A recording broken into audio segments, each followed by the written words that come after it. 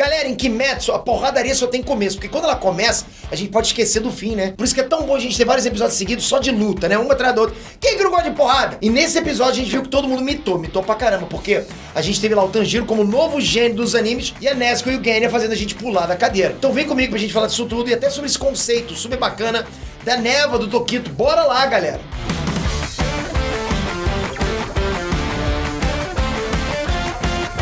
NS Transmitter aqui! E galera, na boa, é uma tortura, né? Gigante esses episódios terem só 20 minutos. Pô, não é, cara? Eu realmente sempre penso isso. Por que episódio de anime não tem mais? Lógico, seria muito dinheiro, mas é maneiro demais, né? Um episódio de 1 hora? Bom, seria um OVA. Mas mesmo assim, seria top, né? Enquanto eles não escutam as nossas preces, colocam um pouquinho mais, de repente um episódio duplo pra gente, bora comentar esse episódio agora aqui. Foi perfeito.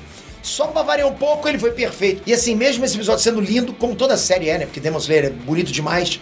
Esse episódio foi cheio de cenas incríveis, mas realmente teve gente que não curtiu muito algumas coisas, como por exemplo o CGI, um pouquinho bizarro que Kimetsu vem usando.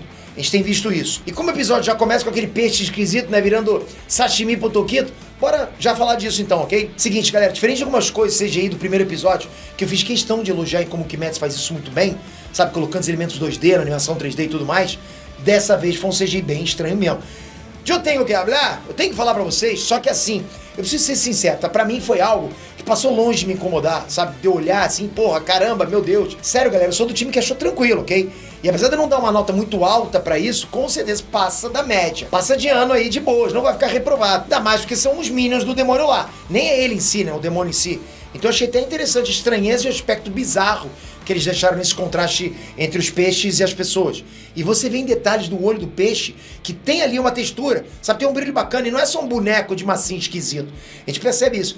E foi nessa cena do peixe que o Tokito começou a recuperar um pouco das memórias dele. E isso explica um pouquinho do porquê que ele estava sendo tão babaca. A gente até ouve, né, que às vezes as pessoas boas te ajudam a achar o melhor que você tem dentro de você. E nesse caso foi bem isso, porque o Tanjiro acabou ajudando ele a se lembrar das memórias que ele tinha perdido. E outro detalhe maneiro nessa cena é que é normal que as memórias sejam uma coisa que a gente não se lembra direito, sabe? Que às vezes vem com algum tipo de blur junto.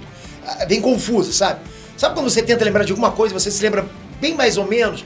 Tá, tipo, caramba, eu tô tentando me lembrar. Opa, tá surgindo alguma coisa, surgindo um flash aqui, sabe? Aí você lembra de alguns flashes que você tenta processar, mas as imagens estão sempre desfocadas. Então, faz sentido ser algo que está envolto em névoa. E é maneiro, porque esse conceito da névoa tem isso mesmo, né? De algo ser misterioso, sabe, meio perdido, e que faz tudo fazer muito sentido com o Tokito. Porque esse conceito da névoa associado à perda de memória e a estar perdido em si mesmo é o que casa perfeitamente com o tema da respiração dele. Tanto que naquele flashback do Tokito, a gente viu uma névoa nas bordas da imagem, como se ela estivesse, sabe, dispersando de pouquinho em pouquinho, conforme ele vai se lembrando. Né, a névoa vai, né, indo embora. E depois de ver mais do Tokito, aí sim a gente volta pra luta que o Tanjiro tá tendo com o Urogi. E foi aí que a gente viu que o Tanjiro se mostrou um estrategista casca grossa. A gente viu o Tanjiro como estrategista badass. Sério, galera, já pode até esquecer aí do Kira, do Shikamaru, do Batman com preparo, qualquer um. O próximo vídeo do canal é Tanjiro com preparo contra o Saitama. Pode anotar aí. Porra, maneiro. Mas falando sério, o Tanjiro ele cravou a espada no Urogi e usou o impulso do rasante dele pra levar os dois voando de volta. A gente começa a pensar, né, de que jeito que o bicho voou certinho pra onde o Tanjiro queria. Mas a gente começa a lembrar que é um anime que a galera respira elementos e luta contra o Michael Jackson. E a gente aceita tudo isso. Lógico, né? Vai fazer o quê? Só que o Tanjiro mostrou os 200 de QI que ele tem mesmo. Foi quando ele chegou já cortando o pezinho de galinha do cara e usando pra se proteger da eletricidade do outro Oni. Na boa, essa cena foi irada. Esse tipo de cena faz com que a gente...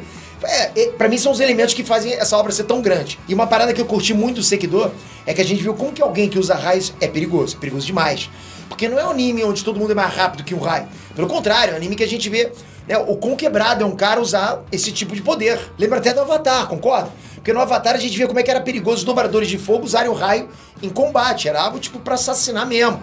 Era realmente muito perigoso. E eu pulei um pouco a ordem das cenas aqui, mas eu preciso falar também do quão irado foi a Nezuko soltando o próprio braço pra usar o sangue dela no Kekijutsu e sair torrando o cara. Coitada, né? Apanhou muito nesse episódio, foi uma cena mais gore que a outra. Mas ela mitou demais também. Principalmente quando ela usou o leque do cara pra mandar ele voando. E a maneira, a gente vê como cada um dos Onis lutou de um jeito. Por exemplo, o Karako, que é esse com o leque que tava segurando a Nezuko, ele tem escrito prazer na língua dele. Então ele foi mais sádico, quis torturar mais a Nezuko pra demorar mais na luta. Já o Sekido, né, ele é a raiva. Então ele quer acabar o quanto antes com aquilo, até pra não ter nenhum perigo de dar bosta pra eles. Mas o que o Sekido não contava é que o Genya, pistoleiro, atacou e imitou de novo. Porque cada tiro que ele dava com aquele trabuco Porra, galera, eu pulava da cadeira, foi insano demais. E não é porque eu sou do Rio, já ficava em alerta com isso, não. É porque foi irado pra caramba mesmo, lógico. Inclusive, a gente viu um pouco sobre as bruxarias do Genner, né? Como que ele recuperou o dente dele. Que até levando golpes fatais, o cara rezou 2 Pai Nosso ali, 2 Ave Maria em japonês e tava ganhando milagre. Mas enquanto o Genner, a Nesk e o Tanjiro tomaram um sacode, a gente viu que a Vila dos Ferreiros não tá muito melhor do que isso. Pelo contrário, a gangue dos peixes esquisitos apareceu pra tocar o terror na vila lá. E um detalhe bacana é que no mangá tem uma coisa diferente. Lá não tem essa cena da Mitsuri recebendo a notícia e voltando nesse momento. Então, eles terem mudado isso foi um gancho bem legal. E também serviu pra encaixar, né, melhor os acontecimentos que vão vir ainda, né? O que você tá achando até agora da obra? Comenta aqui embaixo e toca aqui, se inscreve no canal, ativa o sininho para eu continuar trazendo mais material de Demon Slayer. Tô curtindo o feedback de vocês. Eu vou trazer mais material essa semana. Eu quero trazer algumas teorias, algumas hipóteses que podem acontecer no futuro. Então, se inscreve com o sininho para você não perder. Obrigado por isso, galera. Até a próxima.